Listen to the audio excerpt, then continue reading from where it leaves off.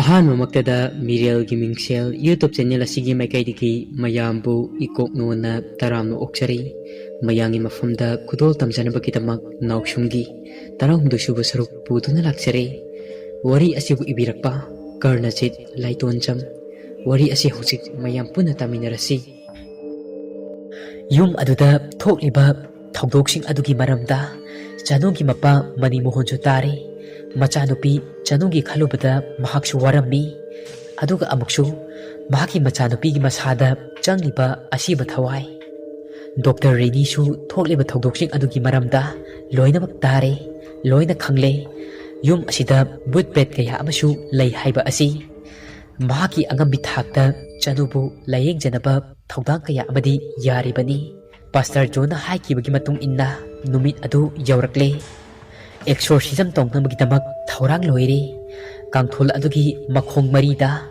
chanu makhong marimak loina fajille chetna fina makhong makul adu loina puchilami Pastor John makutta cross ama pairi aduga makut namadana holy gi bible amasu pairi aduga laishon tison kaya ama chonba horai Pastor John na in the name of the Lord Haina khara launa cross adu pairaga chanugi lawai mapa aduda thammi adumna hek tawbaga chanu mamit pangthurai mahaki mamitta angauba ngakta panglai amubagi sarung amata panglakte yamna sauna mamit aduda Pastor John da yengai aduga hairai nakhoina aibu tanthong amu hotnari nakhoi adumna tawganu mahak aigi tangjaphamni Aigi uri upani aiba mangondagi chetna khaina hanbiganu Pastor John na nahaki apamba mahayo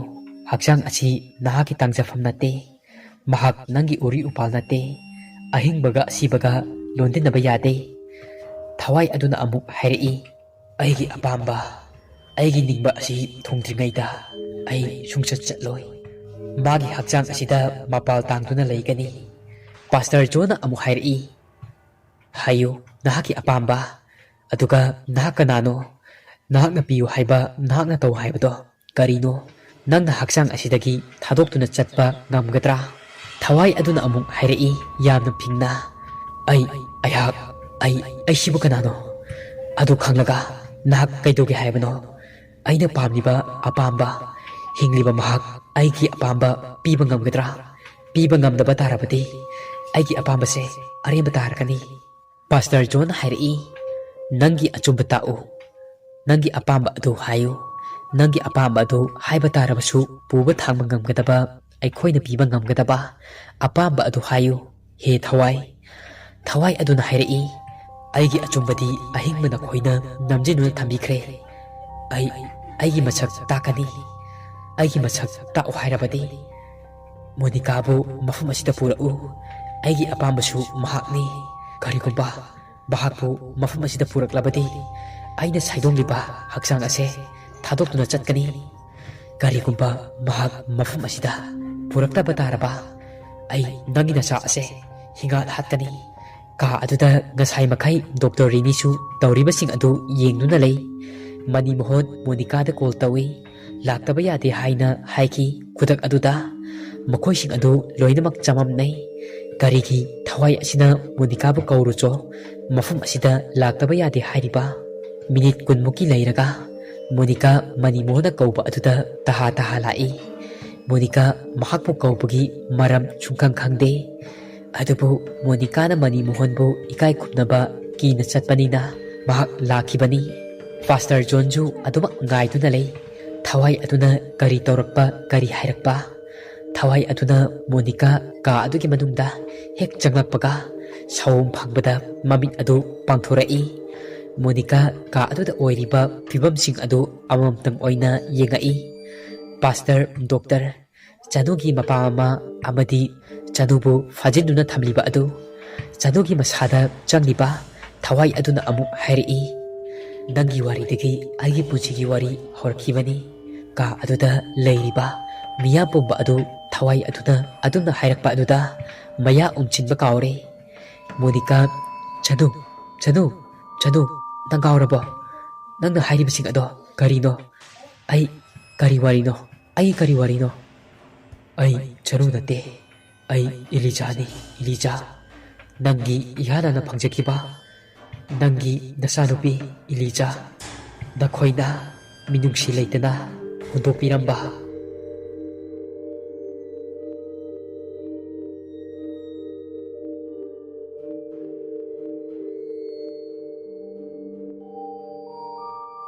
Minungsi leitana hundokpiramlaba aduga amuksu minungsi leitana aibu thiduna hatokpikhraba Elijah ni Elijah. Thawai aduna adumna hairakpa aduda makhoi mayam adu tarang chetli. Monika su koktagi ton fauba tu chungi. Chanugi masada changliba thawai aduna adumna Elijah hairakpa aduda Monika ka adudagi chenthoki haiduna tawrai. Mahak hek chenthoki tawbaga ka adugi thongna loinamak masa mathanta lonsinkhre. Matam asida thawai aduna amuk hairi. Chelabasu hingloi kayam koina nathoktuna chenkani. Aigi lambida nangna tingkhang oikhibani. Ningsinglibra numit ado nakhoina aibu minungsi leitana hundokpiramlaba matung pidat padatlaba hanna yengbada kana leitraba aibu amuk thibiraktuna aibu amuk hatokpikhiba. Nangse aibu hek pokpa aigi imaniko. Aigi isil asina phajakhraba magul leiraba ima haiba ming ase nanggumbi kayana masak thiankhibani. Nangdi mama nate, mama sungna nate. Nahan yarabani aiga khaw amatadagi taminakhiba aigi upa animak aina hatpa yarabani. Adubu lanjadraba makhoi anigi mathakta laman khumge haibadi ai khak khalude. Monika mamai mamit adu pungangang sinkhre. Masada chaina phaure ikaiba phaure. Adubu mamai kanbi Monika ni. Monika na amuk hairi mayam mafum asida aibu kawbiriba asibu ikaiba pibiriba haibadura. Aibu hanjin mathong marang khangdaba nonsense. Ai mafum asida kuina panthaningdre. Asiguma chatnabi asibu karana tongnage. Chanu psychiatric patient amani. Hui ngawrabadi hui mapu thinai. Adubu ngawriba hui asigi mapudi ai natte. Doctor nangsuni. Doctor ama oiraga asigumba malpractice black art black magic asida aduk yamna puking changsiliba karigino. Please stop it. Aibu amukta spare tawbiyu. Aibu ikaiba pibiganu. Ngangba sakpa haibi Monika ni. Phibam aduda control tawnabagidamak thawai aduna hairakibasing adudi achumba ngaktani. Aduna mahak achumba adudagi nathaiduna mahak masana masabu kanjanaba haiduna sauksinaribani. Chanuda changliba thawai aduna Elijah ni hairakpa adumaktada chanugi brain manungda haukiba tawdoksing adu amamamtang oina ningsinglai. Chahi 16 gi mamangda modern society gi chatnabi phu pambi ina kairak khunba imungda chawcharakpi Monika ni. Tawningbada tawrakpi mapalamda leituna mai masing tamlakpi marek mahawk thokna hingba pambi leisana chatnabagi pallalabi leisabi konseng oidrabi Monika ni. Matam adu mahak Delhi da leituna mai masing tamli. Mahi masing tambagi namada irang kaithen karabi lukmai palabi Monika ni. Monika mahaki baragi ka aduda leiri. Yamna sauna ka adugi manungda Wilson changai. Wilson na hairi nang abortion se tawba ngamluridra Monika na amuk khumai. Wilson kaino nang na hairi dubo ai nang nungsiye aina nangbu nungsibase asingmani adunabu aigi leijaba bomba nafamda katkibani. Wilson na hairi Moni yamna sili oigano madu accident haibasi punsigi tangkak amada thokpa thodok amani. Part of a life. Aikoi hojik satrani aikoi engineering gi student ngaktani. Aigidi big matamni. Ai career da focus tawningi. Ai mapa ama oiba ngambagi responsibility adu puba ngamkiroi. Angang adu abort tawko. Monika na hairi. Wilson kaino nang na haibasing asibo. Nang aibu nungsidrabo. Nang aibu nungsi haikibudai. Nang na asum na hairakani haibase aina nangi nafamdagi expect tawkitabani. Wilson na amuk hairi. Monika nang aibu lana khangano. Nungsirabadi asiguma problem se thoktaba nate. Nang aina ahanba nate. Angang ase kahingkrasi thayam silakdringai asida. Monika na amuk hairi. Wilson Nang aina hairise amukta khantaduna yengo. Ai nupini adusu leisabi. Aikhoigi society asida leisa leisana mama ama oiba aikhoigi chatnabida yaude. Aibu loksinbiyo ibani luhongase. Wilsonna ai nangi kothaba adu kothara anu. Hengar yamna oibase ai ngamaroi. Ai nangi bar puba ngamaroi. Aduga simasu khangjilu. Ai mafum asida makha tana leiba ngamaroi. Aigi lambi ama yengkrage. Nangi thokpa tawjaro. Aduga simasu khangu. Karigumba angang asi taibang panda faurlabasu angang asigi mapadi aini haibata ai yaba ngamloi. Aingonda nangi oiba wa amata hairakanu. Ngasi asumna ibani unariba asina aroibani. Punsi simagi mapok simagi. Monikana nang aduna tawno Wilson asumuraba tanja asida nang aibu thadoktuna chatkinu. Ai kari oiro haibano Wilson ai nangu nungsiye. Ai nangi punsigi ahanbani thamoi sinakiba nahakne makhong paiduna haijari. Nang ai oiriba film asi khanglaba natra ai condition khanglaba nahakna asumna aibu miraibi base ai khangba ngamdiye. Wilson ka adugi mapanda thokre. Monica hikna ka adugi manungda lehawi. Phibamna matamna yaraktre. Nongma nongmagi mahaki baby bumps adu urakle. Mahaki mabuk aduna magi oiriba condition adu lurakle. Monica Delhi-dagi Imphalda thoklai. Monikagi oiriba phibam aduda Monikagi mama mapadi ikai phiruk khumdo sharuk sijakhrage haiduna chap yungna lepkhre. Adubu Monikagi mapaga pokminaba machal nupi Monikagi namani adu yamna haisingbi Gangarani leirami. Monikagi oiriba thaidoknaba kanasu khangandana Gangarani hoigi yumda Monikabu thaiduna thambirami. Monikagi mama Sabitrina kap tuna hairai. Mapalamda lairik tamunaba nahi nasing tansinaba thababu nangi asigumlaba phibam asi oiraknaba tharubra. Nangse aigi icha kokhan haibaduni ko. Nahak takta sagai ase mingchat mayeng tare. Gangarani na haukrabdi haukre loikre. Inama haujikti asoiba amabu hanjin na chingthuklaga nangadabagi saru kari tawsige haibado khanasi. Fagadaba ama lambi yengmasi Sabitrina. Icha amagi hangtakta saragakai. Icha amagi hangtakta noroktai. Mahak takta loirabani. Aikoi pungnamak ase Monikana ima sibu aina ahanbaro mina tongnadaba thabaklo sibu masida ai kari iralno.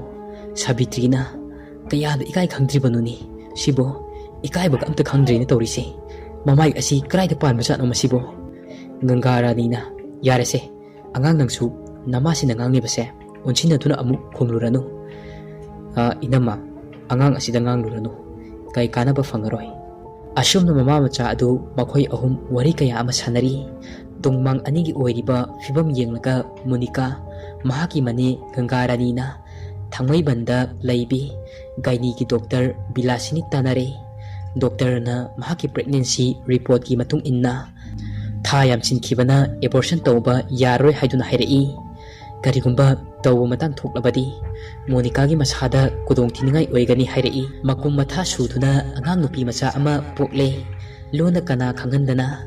Adubu asin arang haibi Gangarani na pokta ngairiba angang adu jingya thel hairiba yangang pokpi asidagi khara chingsilaga leiba. Mafam asida leiba orphan home asida pokta ngairiba angang nupi macha asi kana khangdri udringaida thaidokre. Angang adu thaidokibadagi fani yamna yangi. Asin arang haibi Gangarani ni masak masuda watabi Monikagi haina singnaba afaba nupaga leiba lakra haiduna koiti thiba horai. Matambu kananasu thingba ngamde. Ina kairak khunba Sekharga haina singnaduna leisabi konseng saduna luhongi. Monika su mahaki haukiba punsi wari kauthoktuna anauba punsi ama haukhirami. Monikana yum palaba chahi amagi matung mahaki machanupa phaibok ani phangjakhi. Phaibok ani aduga mahaki nupaga ingna sikna nungai yaifana panba horaklami. Adubu chahi kaya ama irol thungda lotkraba wari amamuk nongna chingthorai. Nongmagi numitni. Sakhangdaba number amadagi call ama lai. Call adu Wilson gini. Wilson hingbagi lambida khudi thiraba misak amani. Wilson mahaki business adu fail oire. Yamkraba senfam kaya ama puthare. Senfam kaya adubu mangkhibada upai leirektraba matamda Monikagi khongol dirai. Wilson na Monikagi mafamda blackmail tawrai. Haukraba wari kaya puthokduna tattana Monikabu kok sanaba tawrai. Wilson na hairi. Aidi hairisini. Aina hairiba sengi demand ase ek bidraba. Aina kaidoba ngamge yengo. Monika na amuk khumai. Namna ngangido oidraba wafamni. Paisasibu udawada panbro. Namna yamkraba senfam ama hairaga aini hekta pigadra. Adubu kari maramgi damak aina namunda paisa pidoino. Wilson na hairi. Khangu masimadi ibadigi icha ama lairi. Aina nga tawba thabak loinamak khangi. Nangna ichabu nungsi leitana children home amada. Monika na amuk hairi. Kanagi icha. Ibadigi icha. Nangbu matam amada ichagi damak lepkibra. Hawjikta icha gaina panganu nachin aduna. Wilson na amuk hairi. Parajo fatrabasu angang adu aigi ini. Aigi ichani. Hawjik ichagi damak ai leplani. Karigumba nangna aina hairiba senfam asi pidraba. Aina nangbu lebak miyamda jingthokani. Aduga nangbusu lekhatana jingthagani. Ibanigi haukraba warising adu nangi nupada aina ligani. Monika na amuk hairi. Hawjikchu nangi oijaba thiba toktri. Nangi sijana ningba paisa kharagi damak aibu jingthanaba hotnari. Adubu nangdi nang nasabu nungsiba mi nate. Nasabu lalon put oina sijanaba mini nang. Wilson na amuk hairi. Ai adu ada khangde. Ai nangi A to Z maram loina khangle. Chija tombi Memorial Trust da chatuna aigi ichabu aina claim tawgani. Ai isana isagi DNA test tawgani. Aduga nangi aigi haukiba wari miya mamangda. Wilson phone adu kakre. Monika matha sare. Maku manem amadi sagai na taigi mathakta. Mahaki nupa Shekhar khangkiba thoklabadi Monika plan yatpa hore. Mi neklaga Wilson bu hatnaba sinbasu Wilson bu thiba phangdre. Mi thadoktuna Wilson bu mahaki punchidagi mangan kinaba maru fangna muthat kinaba asi haiduna sinba plan kaya amasu fail oirakle. Asumna plan sing adu mai paklaktabadagi nongmagi Wilson na Monikagi mafamda damka kaya ama tauba blackmail tawrakpasu asum hengalai. Monika makok soktarai. Mahak harau nungaiba loina mangkhre masadagi tawgadaba mathau fawba kaure tumba chaba yadre. Karomdagi wakhalno Monika na plan sinduna tingel tainaba ngamdraga nasikhongta tainabagum Monika mahaki machanupi Ilizagi maramda thigalai. Aduga uchil nachinna machanupi gi maramda information loinamak fangi. Monikagi wakhalda Ilizana hingduna leiragadi mahaki punjida yamna ayetba akaiba orakani. Asi khalubada mahakna pokjabibu hathoklage haina chapchan phirep leple. Karigumba Iliza leitrabadi Wilson na mangonda yetliba asisu yetlaroi. Aduna Ilizabu manghandaba yade haiduna khankre. Hek poksabi machabu hatoktaba yade asi haiduna khankre. Mahaki nupa Shekharna achumba ase khangkiba thoklabadi pumnamak ariba tarani haiduna minungsi machet amata fauba poktrabi Monikagi yamna haisingba plan amana. Orphan home adubu Friday June 20, 2003 ki ahing amada Chija tombi Memorial Trust Orphan singiti asa oiriba yum asibu ahing amada maina tumna thadokhi. Aron mawari amadi losin khibada Monika mai pakre. Home adu maina tumna chakhibada Wilson chu mahaki apamba aningba pomba aremba tare. Uchi kalaktuna yum mai thabada chakiba mairi aduna miyoi kayagi puchiti tangoi onkhre. Thokriba thawdoksing adugi matungda mafum aduda petrol pump ama saki. Adubu petrol pump adusu maina tumna chakhi. Adugi matung khara leiraga yum ama sare. Yum aduda mi amata leiba ngamnade. Thadoktuna adumak loidamak chatnakhi. Thawdo aduna maram oiraga Monika wakhal laina naba horai.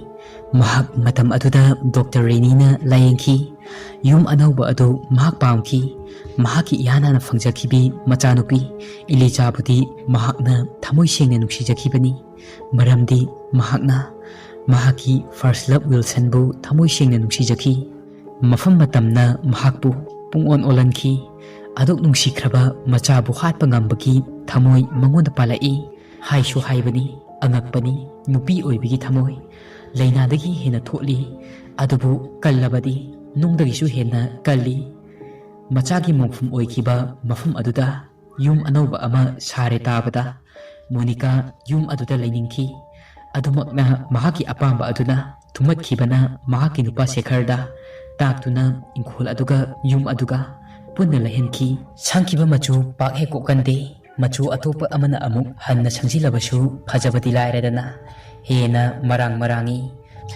adumakni Monikagi punchisu thajata mahin kabagum punchida mahin karabini adubu mahaki wakhalda adumna yum aduda tamnarakani haibadi khak khallude June 20, 2003 gi tamthiraba mai chakgi thangdok adu paisagi mamai ani longbagum yengba yai home asigi founder liklabu nungsidaba yingsinba kaya amanasu liklabu namthagadabagi sinba sarau langda Monica su matang sare haiduna yahorure Maikai animaktagi manaraga Monica na home adupu mai thakibani